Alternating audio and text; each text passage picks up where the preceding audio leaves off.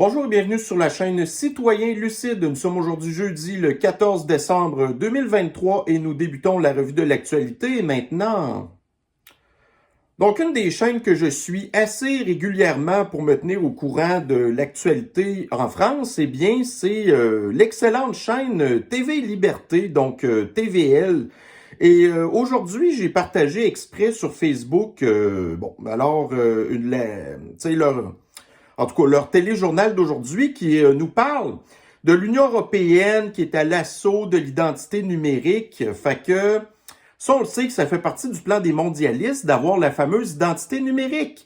Puis comme je vous ai parlé la semaine passée ou l'autre avant, l'intention de l'Union européenne de créer une espèce d'État fédéral, qu'il n'y aurait plus aucune souveraineté des États, que les pays ne pourraient plus rien décider, que ce serait le Parlement européen non élu qui déciderait tout.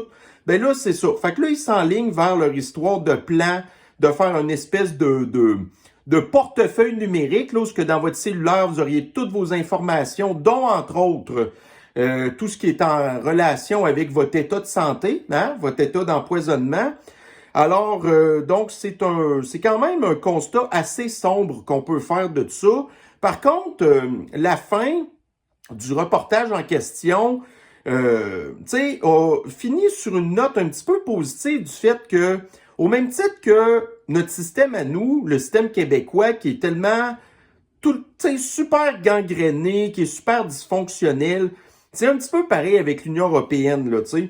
On nous parle, entre autres, pour revenir au passeport de contrôle social absolu, que, tu sais, on prend souvent un exemple, la Hongrie. Tu sais, on dit, on aime beaucoup la Hongrie, c'est comme le mouton noir de l'Union européenne.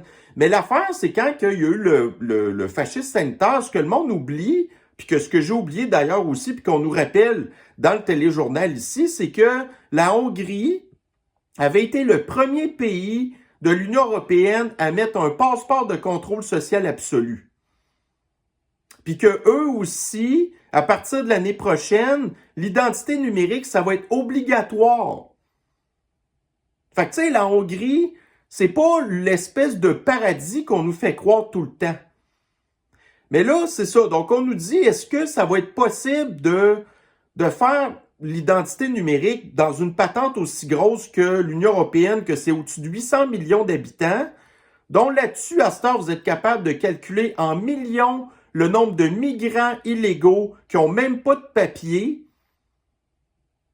Puis là, on nous parle aussi que la confiance des Européens envers la sécurité des données personnelles, puis aussi, leur cochonnerie de poison, là, moi, je pense vraiment et très sincèrement que la patente ARN, il y a du monde qui pense que c'était comme délibéré puis voulu, mais l'histoire, c'est que ça a eu l'effet inverse sur la confiance de la population envers cette patente-là, qui, traditionnellement, les vaccins, en tout cas, et pas dans tous les cas, mais whatever, c'est de vous protéger contre quelque chose puis de vous empêcher de le transmettre.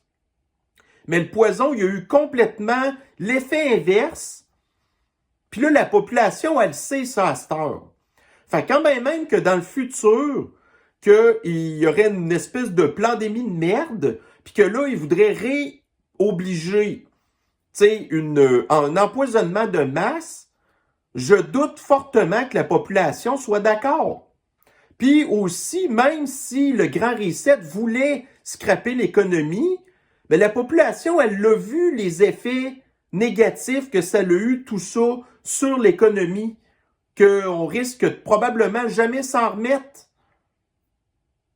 Tu sais, quand vous prenez, puis je fais une parenthèse, des commerçants dans des villes qui, sur le coup, étaient pas nécessairement contre des histoires de pistes cyclables, mais là, qui se rendent compte que ça a enlevé des stationnements, puis que là, à cette heure, ils perdent genre 50% de leur chiffre d'affaires, mais là, les commerçants, ils en veulent plus de ça.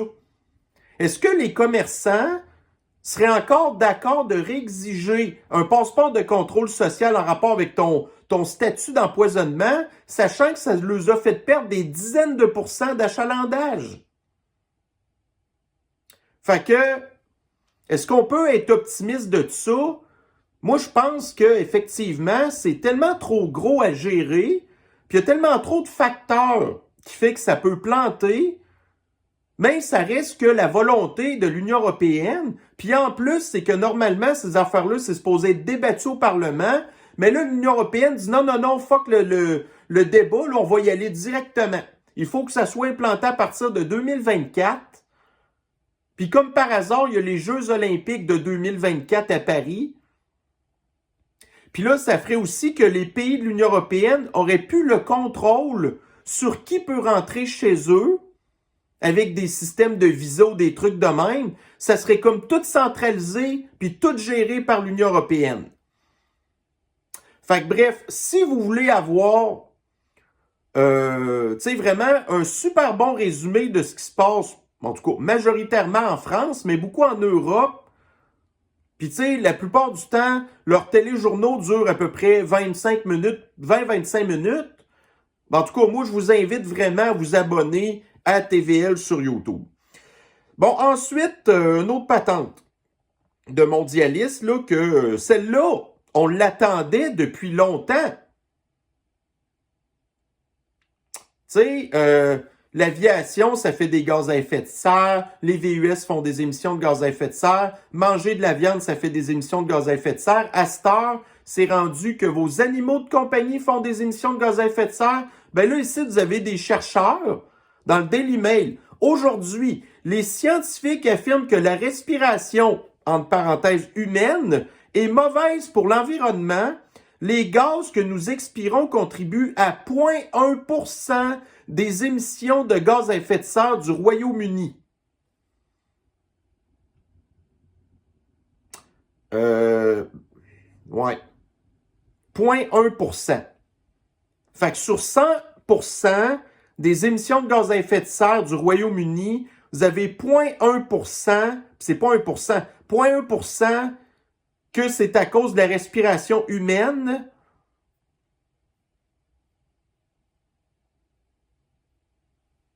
Puis ça, c'est pas pantoute. Tu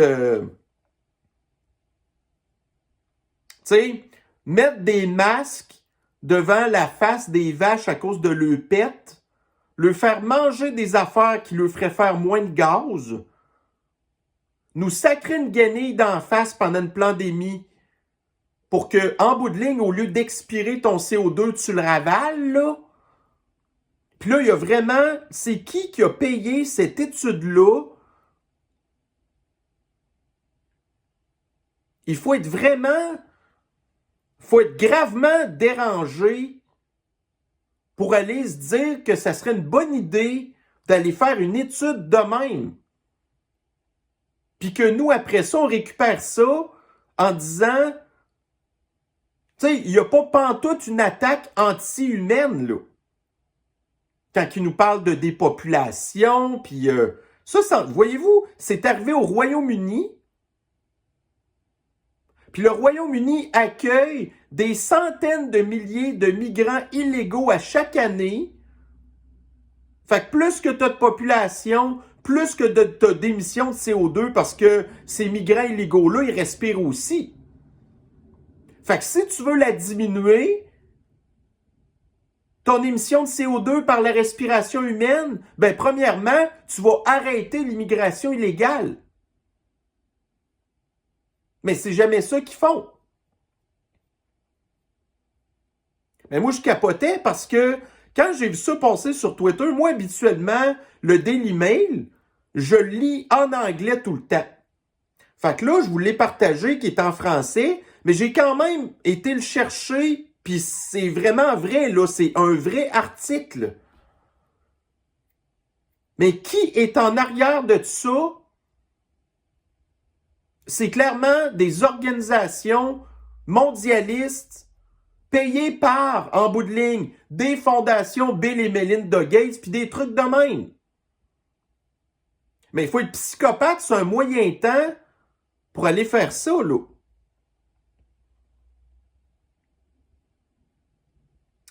Ensuite, voyez-vous un autre, là, qui parle tout le temps du réchauffement climatique, puis les changements climatiques, puis il faut qu'on fasse nos efforts pour sauver la planète. Ben là, ici, vous avez la serviette de bain terroriste persona non grata Jagmeet Singh, qui vient de présenter sa deuxième petite fille. Que Jack Metzing, lui, a genre 45 ans, puis sa fille, elle en a genre 26, là. En tout cas, mais bon, ça, c'est une autre affaire, là. Puis Jack Met, qui est un Sikh, moi, je pense, selon moi, qu'il doit être assez déçu d'avoir une petite fille. Il aurait sûrement préféré un petit garçon. Parce que dans sa culture à lui, les garçons ont plus de valeur que les filles. Fait que sa pauvre femme, probablement victime d'un mariage arrangé. En tout cas, donc, il participe au changement climatique en mettant un humain de plus à la Terre, puis qui en plus n'obtient pas exactement ce qu'il voulait. Dans son mariage arrangé en plus. Fait que nous, c'est avortez-vous, prenez des moyens de contraception, mutilez-vous pour devenir quelqu'un de la communauté flyée, pendant que nous, on continue à faire nos affaires, puis Jack Metzing, le millionnaire, là. Le millionnaire qui arrête pas de parler, les profits qui n'ont pas d'allure dans les épiceries, le monsieur Rolex qui se promène en suburban, puis qui fait des enfants. Ouais, il n'y a pas pantoute d'hypocrisie dans leurs affaires. Bon, ici, vous avez les syndicats, puis les médias qui commencent à tomber des nues.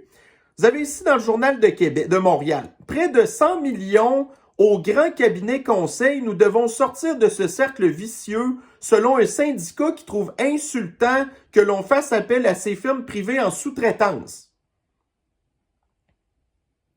Fait que pour les gens qui ont entendu parler du fameux organigramme du ministère de la Santé, qui fait 12 pages, ça, c'est rempli de fonctionnaires payés des salaires de au-dessus de 100 000 $, que leur job, c'est de faire ce qu'on demande aux firmes conseils, mais les firmes conseils sont capables de donner plus rapidement au gouvernement des rapports tout croche avec des images puis toutes sortes d'affaires que la fonction publique qui, elle, il y a tellement de sous-strates de monde inutile, mais qui sont quand même payés des centaines de milliers de dollars pour faire des rapports de même.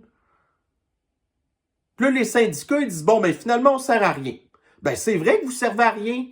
Fait qu'après ça, que vous allez faire la grève pour demander des grosses augmentations de salaire, pour faire de la job que le gouvernement se fiche, puis qu'en bout de ligne, il va payer en double des études aux firmes conseils. Mais là, vous venez d'allumer. Ça fait des dizaines d'années que le gouvernement gaspille des dizaines de millions de dollars par année à des firmes conseils. McKinsey, KPMG, Deloitte. Toutes des patentes qui sont contaminées par les critères ESG. Puis ces firmes-là, qui doivent faire partie aussi des visiteurs qui vont au Forum économique mondial pour aller se faire bourrer le crâne de cochonneries.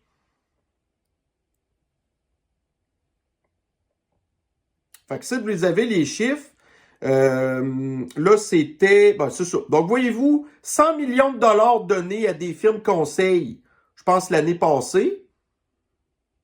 Là-dessus, vous avez McKinsey qui a obtenu 15 millions. Fait que vous avez, entre autres, Investissement Québec, qui prend des dizaines de millions de dollars à nous pour aller investir ça dans des mauvaises affaires. L'Auto-Québec, le ministère du Conseil exécutif, Revenu Québec, Caisse de dépôt et de placement, puis il y a Hydro-Québec aussi, mais ça, étant donné que c'est comme pseudo à part, ben ils l'ont pas inclus là-dedans. Fait que là, vous avez encore les chiffres plus en détail ici. Bref.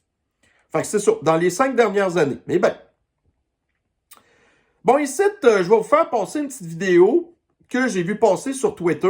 Encore un inutile de plante verte de députés du Bloc de Mirabel qui, je vous fais écouter ça tout de suite.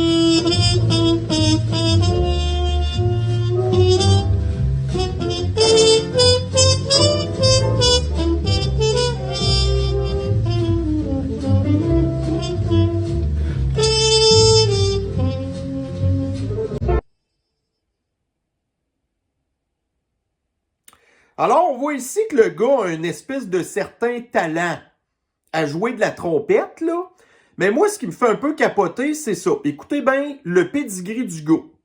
Député de Mirabel, le gars a un doctorat. Il est professeur d'économie ESG UQAM. Fait que ça, vous ne pouvez pas avoir plus ultra extrême gauche. Porte-parole du Bloc québécois aux revenus sur les finances vertes. Ça, c'est un gars qui gagne 200 000 par année. Un gars de l'extrême gauche. Les gens de Mirabel qui votent pour le Bloc parce qu'ils pensent qu'ils font leur part pour essayer d'aller mettre des bâtons dans les roues du Canada.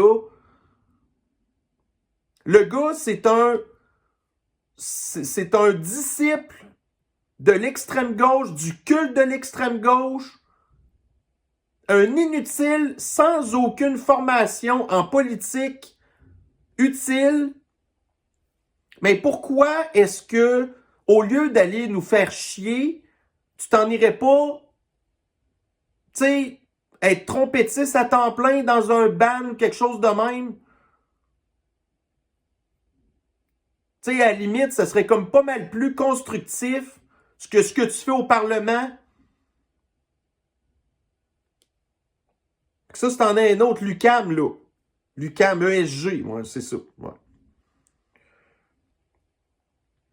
Bon, ensuite, ici, dans des intentions de sondage, alors j'ai récupéré ça sur Angus Reid.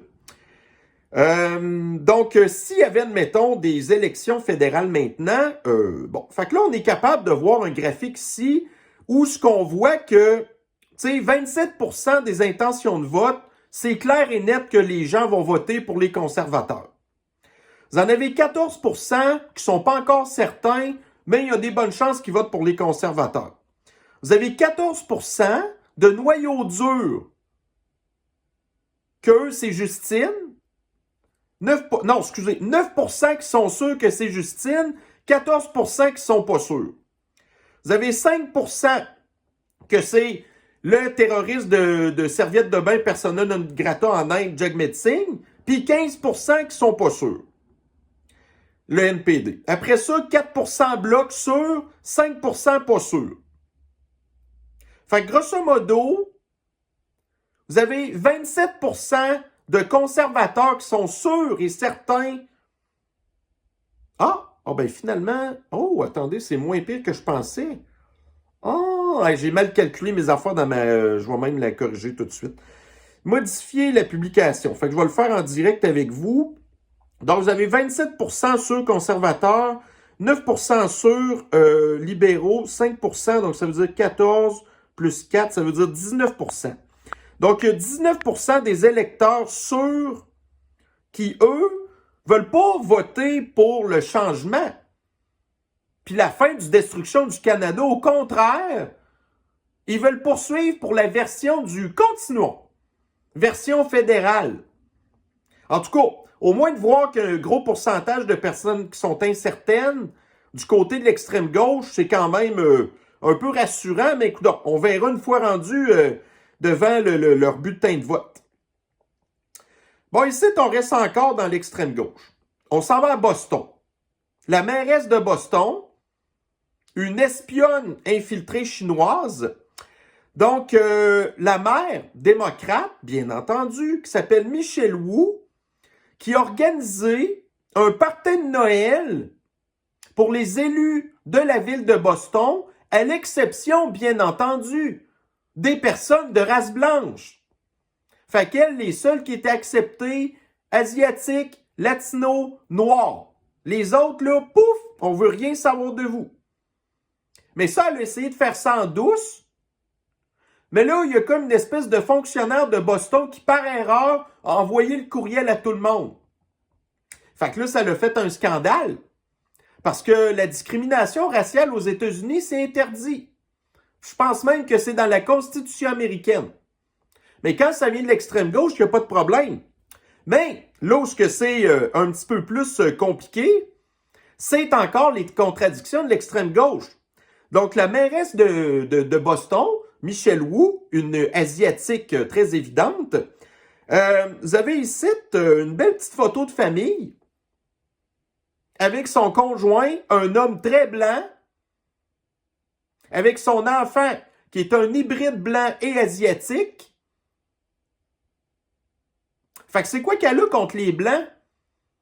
Alors qu'elle dort avec un Blanc, puis elle fait des affaires qu'on peut pas trop dire sur Internet avec un Blanc, puis en plus, elle fait un enfant 50% blanc. C'est quoi son problème? Mais il n'y a pas elle qui a une espèce de problème avec les Blancs, puis qui a des contradictions. Fait que là, vous avez encore ici une photo de la mairesse de Boston avec son conjoint blanc puis ses deux enfants blancs à 50%. Vous avez Alexandra Ocasio-Cortez avec son espèce de roue de Marie tu peux pas avoir plus blanc qu'un roux, là. Après ça, ici, vous avez Ilhan Omar avec son conjoint qui, lui, est un peu louche, là. Il a de l'air un peu musulman, mais il a de l'air quand même pas mal blanc, là. Elle sort pas avec un noir, elle non plus, là. Ça, c'est elle qui, pour rentrer aux États-Unis, avait marié son frère pour avoir sa carte verte. Puis vous avez aussi en bas Kamala Harris avec son mari blanc qui est plein aux os. Mais il est blanc quand même. Ça, c'est les démocrates qui s'attaquent tout le temps aux blancs. Mais quand on voit les femmes démocrates, en tout cas, il faudrait leur demander pourquoi elles ont fait leur choix d'aller chercher un homme blanc. Alors que pourtant, selon elles, c'est le mal incarné. Fait que ça, c'est encore, entre guillemets, l'extrême droite qui est obligée de montrer au grand jour les contradictions de ces gens-là. Ensuite, je vous avais parlé de Québec, puis là, il y a plein de gens qui m'ont dit « Ouais, mais là, c'est déjà de même chez nous, whatever. » Tu sais, à Québec, là, à cette heure, qu'il va falloir payer une taxe de 11$ pour ton show. Puis l'enregistrer, puis les chats, c'est mauvais pour l'environnement, selon l'extrême gauche. Mais là, ici, vous avez, dans Historic Vids, on apprend qu'il y a un prince saoudien. Tu sais, ces gens-là, ils n'ont pas pantoute la folie des grandeurs. Qui possèdent 80 faucons, parce que là-bas, c'est dans leur culture d'élever des faucons pour chasser dans le désert. Le prince saoudien en question a payé 80 billets d'avion à leurs faucons pour se rendre quelque part sur un vol commercial.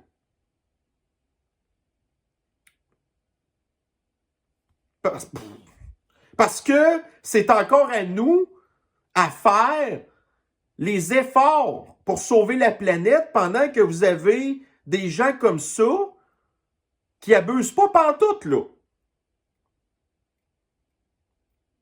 Tu sais, les animaux, d'habitude, c'est supposé être dans des cages, dans la soute. Mais là, le gars, non, tellement d'argent qu'il a réussi à convaincre là, la ligne aérienne de laisser en liberté ces faucons se promener, puis on s'entend chier aussi là, pendant le vol. Là. Fait que vendez vos VUS, parce que c'est important que les princes saoudiens puissent encore continuer de faire voler leurs avions, le faucon en avion. Et c'est ça. Voyez-vous ici, là, vous avez une belle incroyable. Je ne sais pas si c'est vrai, là, mais honnêtement, je ne serais même pas surpris que ça l'est. Tu sais, on a vu des images il n'y a pas longtemps, des poubelles à Montréal qui débordent. Là, il y a plein de cochonneries partout à terre. Ça, c'est la job de Montréal, de vider les poubelles, mais ils ne vident pas la poubelle. C'est plus important de déneiger des pistes cyclables que personne prend. Fait que là, si l'image est vraie, il y aurait placardé sur une poubelle de Montréal, la poubelle est pleine. En attendant notre passage, rapportez vos déchets à la maison et triez-les. C'est-tu? Mais ça, c'est Montréal, là. Fait que là, vous avez des cols bleus qui sont payés à ramasser les vidanges, qui ne ramassent plus les vidanges. Faut ramener les vidanges chez nous. Donc, on n'a pas de service. Mais après ça, ils nous augmentent notre compte de taxes pour nous donner moins de services. Puis en plus, ils ont payé combien pour aller sacrer ça sur des poubelles? Qui en plus, la poubelle est tout croche. Même pas capable d'avoir une poubelle droite, là. Parce que moi, j'ai des petits troubles obsessifs compulsifs. Quand je vois des affaires de même, je capote. Mais en tout cas, fait que ça, c'est Montréal. Notre cher Montréal. On l'aime tellement, Montréal. Bon, ici, là, ça, c'est incroyable. OK? Il y a une tradition à la Maison-Blanche à toutes les années que pour Noël, la première dame des États-Unis, elle s'occupe de faire les décorations à la Maison-Blanche. Fait que là, il y a une vidéo de l'aide soignante, donc l'aidante naturelle de Joe Biden, qui fait dans sa couche puis qui sait plus où ce qui est, puis c'est quelqu'un. C'est important aussi qu'il y ait quelqu'un pour lui dire quelle pilule prendre, là. Fait que Jill, Dr. Jill, voici qu'est-ce qu'elle avait à offrir aux Américains à la Maison-Blanche. La vidéo est assez longue, on va pas l'écouter au complet, mais je veux quand même que vous voyez un petit peu de quoi ça a l'air. La dystopie vers laquelle les démocrates puis l'extrême gauche veulent nous emmener.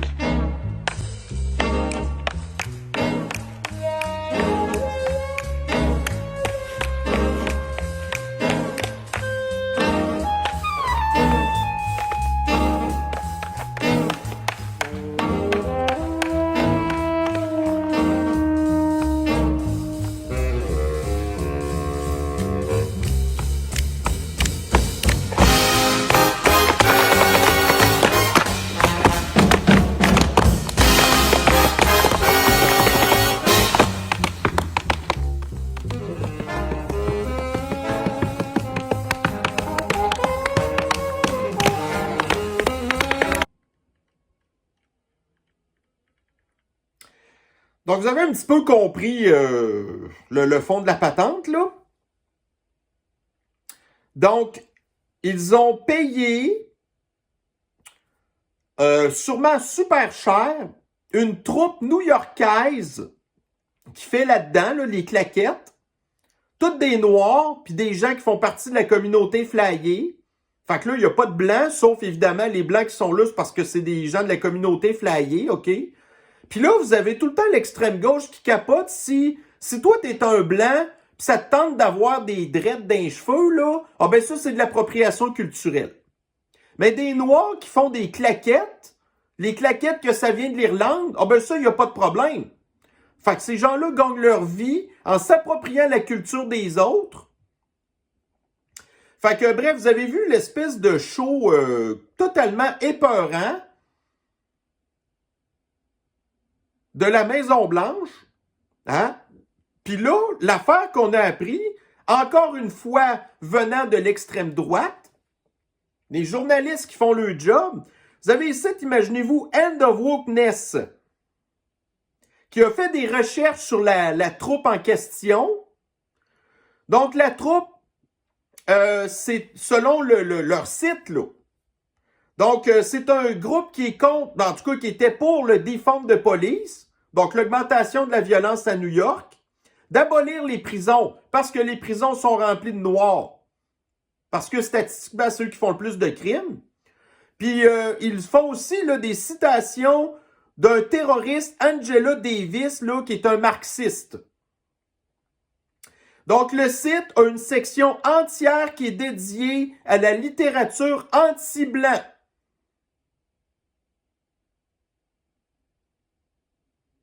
Fait que la Maison-Blanche a reçu une gang de racistes pour faire un show qui gagne leur vie en s'appropriant la culture des Blancs.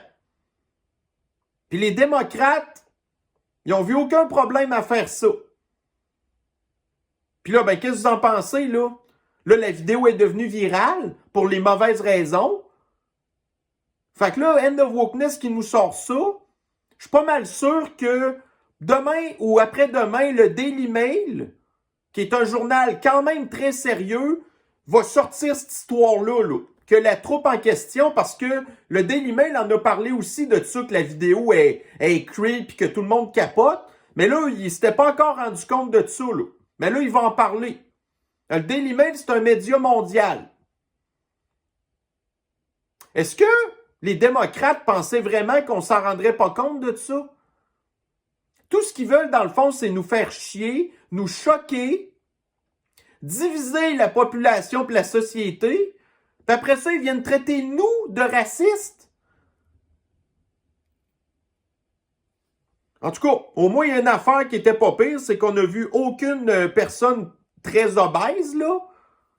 Parce qu'on s'entend qu'être obèse, faire des claquettes, ça va pas super bien, là, mais bon. Bon, ici, parlons-en de l'obésité. Tant qu'à y être. On s'en va encore dans le Daily Mail. Donc là, la compagnie aérienne Southwest Airlines, aux États-Unis, va donner un espèce de passe-droit aux personnes qui, vous l'avez ici à l'écran, là. Une personne qui doit peser 400-500 livres, qui s'était plainte sur les réseaux sociaux qu'elle n'avait pas assez de place dans les avions, ben là, des personnes comme elle, à cette heure, vont avoir droit d'avoir un banc passager pour eux gratuit à côté d'eux, là, parce qu'ils prennent trop de place, sans frais supplémentaires. Donc, nous devons arrêter de prendre l'avion parce que ça fait des émissions de gaz à effet de serre. Des personnes comme elle vont émettre 50% plus d'émissions de gaz à effet de serre. Ben, en fait, le double, parce que là, ils occupent 2 bancs. Donc, les personnes obèses, non seulement ils mangent pour l'équivalent de 10 humains, qui prennent des vêtements pour l'équivalent de 10 humains, puis là, à cette heure qu'ils émettent des émissions de gaz à effet de serre dans les transports 2 fois plus grands, parce que ils peuvent pas non plus se promener dans des petits chars électriques, eux là. Ben non, ça leur prend des grosses voitures. Fait qu'il n'y a rien de pire pour l'environnement que des personnes obèses comme ça. Puis là, en plus, on s'en va les récompenser. Parce que Southwest Airlines, ça doit être encore là piloté par un espèce là, de conseil d'administration ultra woke qui suit les critères ESG. Que nous, il faut qu'on arrête de manger de la viande pendant qu'elle, pensez-vous qu'elle va s'empêcher de manger, elle, là? Mais non. Bon, ici, on va parler un peu de transport en commun. Fait que Novabus, ça, c'est la compagnie qui fabrique tous nos autobus là, des transports en commun ici, qui avait signé en 2018 avec le gouvernement le contrat pour produire des autobus hybrides. Mais là, depuis 2018, les prix ont pas mal augmenté, là. Fait que là, Novabus veut faire changer le contrat pour faire augmenter le prix des autobus hybrides de 20%. Là, actuellement, les autobus hybrides, ça coûte 1,3 million par autobus. Puis là, là-dessus, ils demandent une majoration de 20%. Puis là, ils ont signé cette année un contrat pour fournir les autobus électriques. Parce qu'à partir de 2026, ça va tout être des autobus électriques, là. Chacun des autobus électriques coûte 1,8 million. Ce qui est 1 million de plus qu'un autobus régulier au diesel. Donc, vous avez 75% du temps des autobus qui sont quasiment vides. Sauf, évidemment, pendant les heures de pointe. Puis à Montréal, c'est quoi? C'est 25% des autobus qui sont en retard.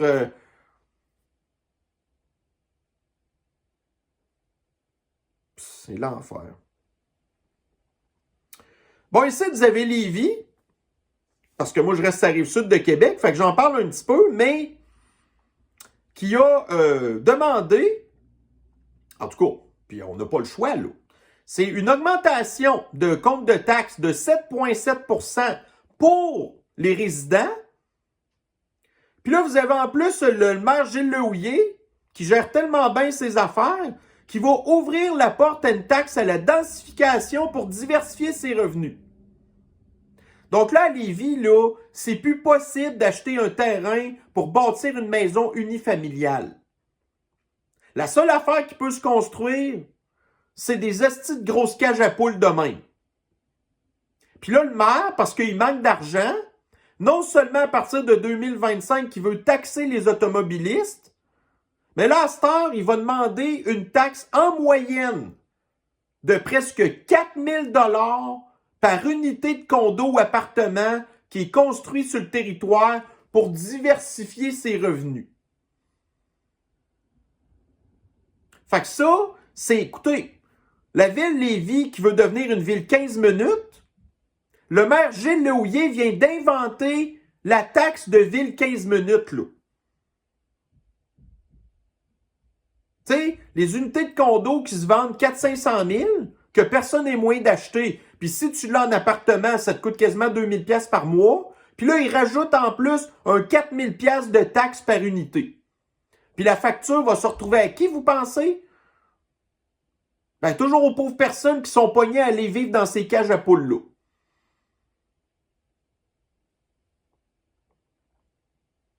Bon, ici, regardez là. LSI. Ça, c'est un média de l'extrême droite, de l'extrême gauche en France, qui ont reçu un gars du GIEC. Ça, le GIEC, c'est qui? Ceux qui disent que vous n'avez pas le droit d'acheter plus que 3 morceaux de vêtements par année, de prendre l'avion une fois aux 7 ans pour un trajet de 1500 km, vendez vos chars, plus de viande, plus rien de ça, là. Par contre, les personnes obèses, ça, pas de problème. Puis là, il dit, le chat est une catastrophe pour la biodiversité.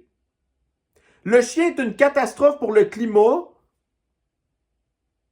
Puis ça, c'est le GIEC qui conseille le gouvernement après ça de diminuer nos émissions de gaz à effet de serre de 90% par rapport à 1990.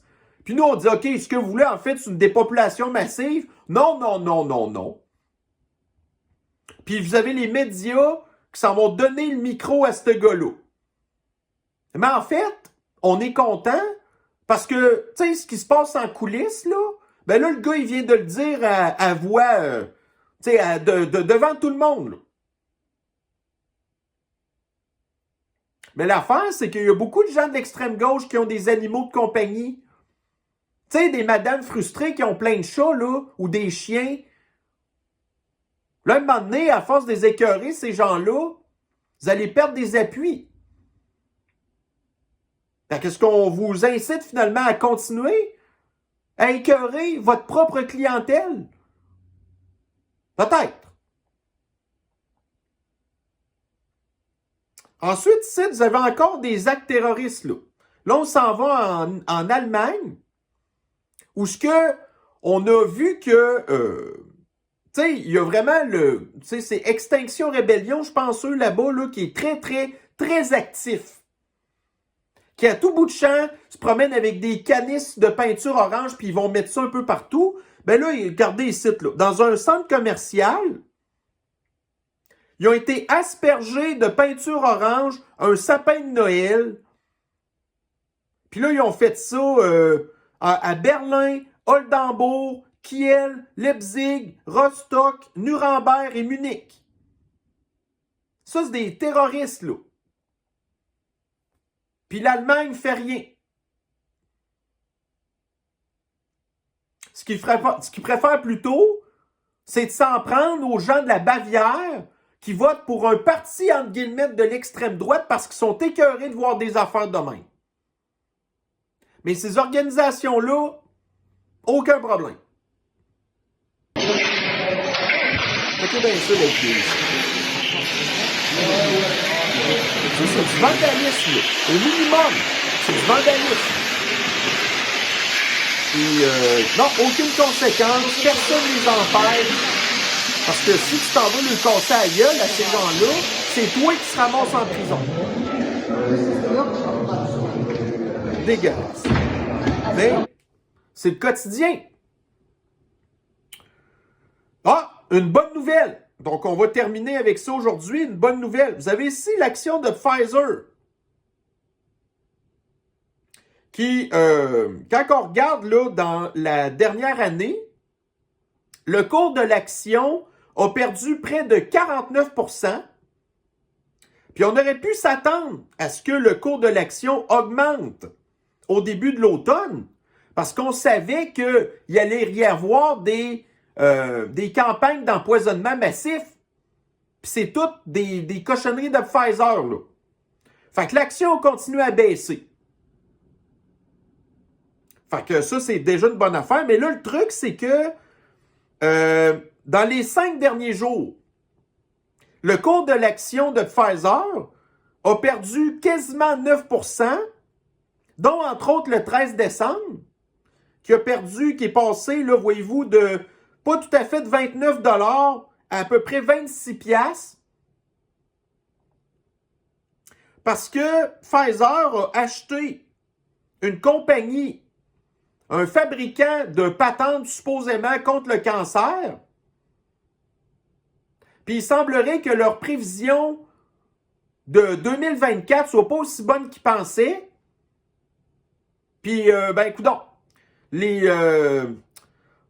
en tout cas, les personnes qui achètent des actions de Pfizer, les investisseurs de Pfizer étaient un petit peu déçus. Fait que ça a fait planter le cours de Pfizer. Très, très bonne affaire.